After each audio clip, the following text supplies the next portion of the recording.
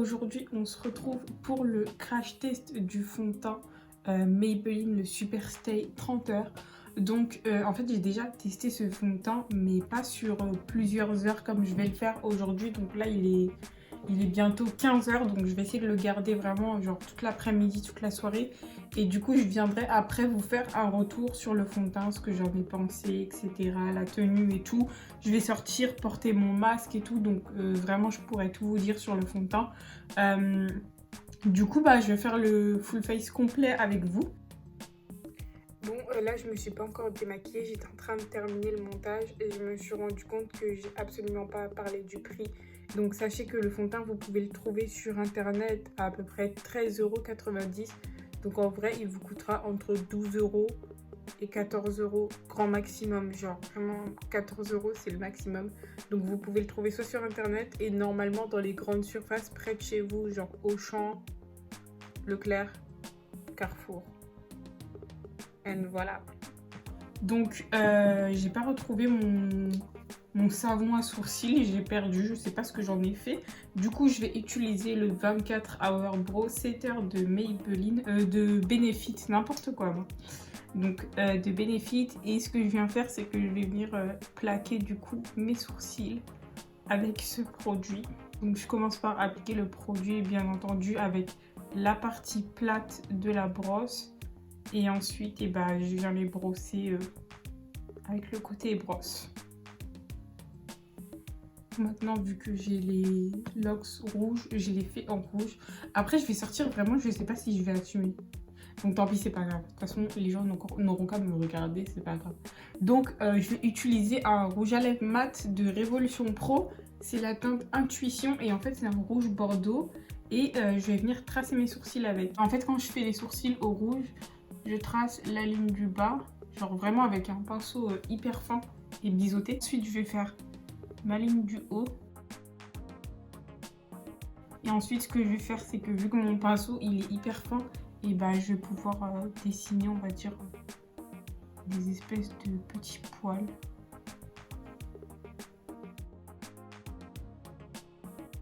Vraiment, là, mes sourcils, ils sont pas top du tout, donc le correcteur aujourd'hui, il a intérêt à faire son travail. Donc comme d'habitude vous connaissez déjà XX Révolution. Je sais pas pourquoi j'arrive pas à changer. Pour corriger mes sourcils j'utilise tout le temps le même. Mais je sais pas, je trouve qu'il est trop bien. Et que j'ai pas besoin de pinceau donc...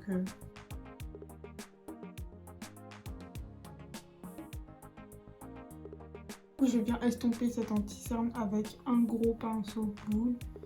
Et je viens les tirer vers le bas pour me créer une base à paupières. Parce que je vais mettre un petit peu de fard. Je vais faire quelque chose de discret de toute façon comme je vous ai dit. Je vais passer au maquillage des yeux et je vais utiliser la palette Huda Beauty Naughty. Je crois que j'ai jamais utilisé cette palette sur ma chaîne, mais vraiment je la trouve juste trop géniale pour les looks de tous les jours parce que les couleurs elles se rapprochent énormément de ma couleur de peau. Du coup je la trouve vraiment trop bien pour les looks nude de tous les jours. Donc j'ai même commencé à creuser des fards pour vous dire tellement je l'utilise.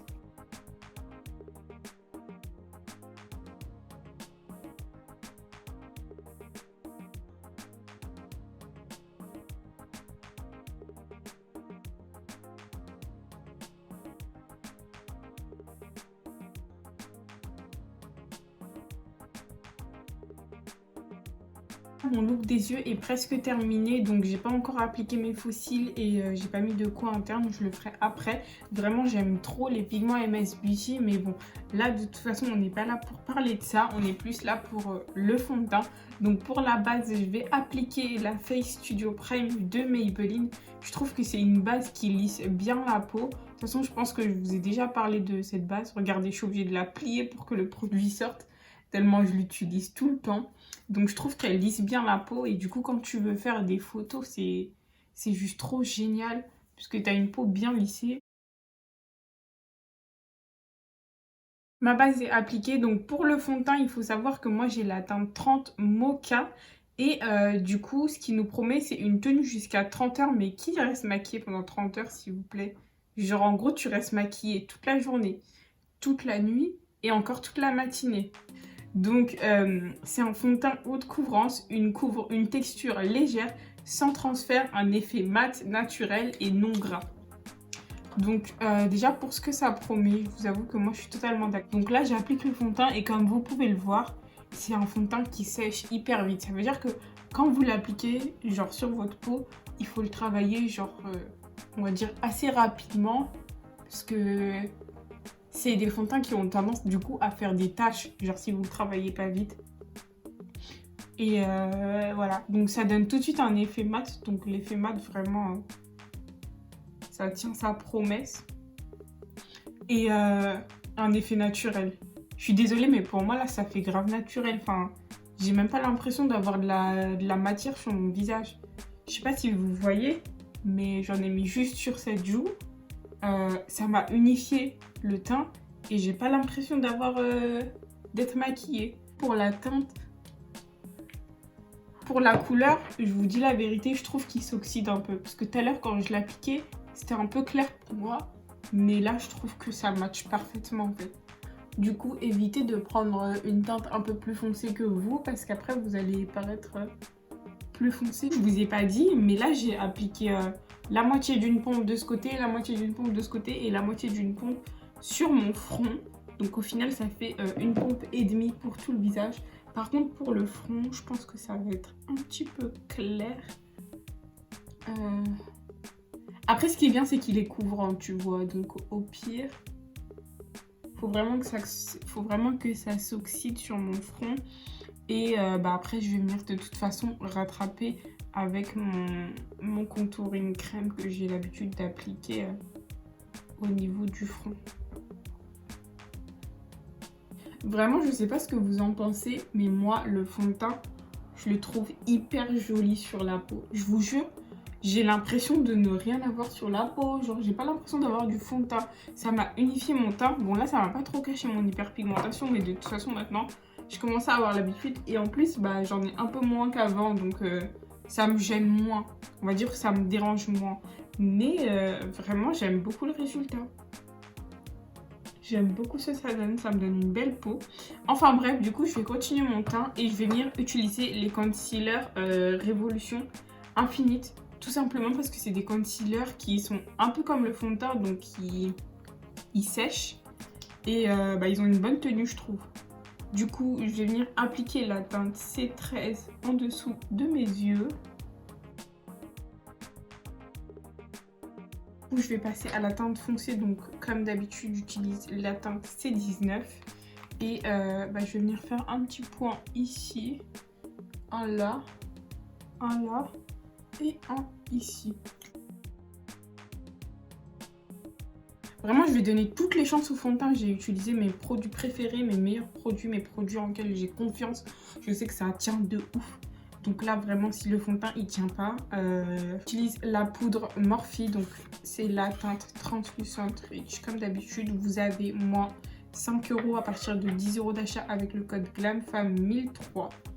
Et je vais venir, attendez, juste retaper un petit peu mon anti-cerne. Parce que ça va dans les plis. Et du coup, je viens poudrer. Donc là, mon anti-cerne est poudré. Je vais pouvoir passer aux produits poudre.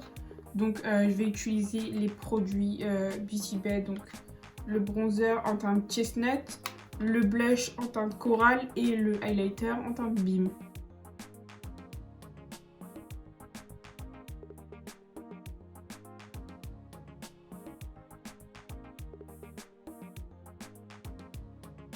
Mon teint est terminé, je vais venir fixer avec le Super Hold Misting Spray de Révolution. Vraiment ce spray fixateur, je ne sais pas si je vous en ai déjà parlé ici, mais je trouve qu'il est vraiment génial et je l'ai déjà porté et je suis allée au travail avec. Enfin, mon maquillage il avait grave bien tenu. Du coup, vraiment, mais c'est une dinguerie comment je donne toutes les chances au fond de teint. Donc je vais venir fixer mon teint. Et après je viendrai terminer mon maquillage et du coup je reviendrai pour vous faire une update plus tard.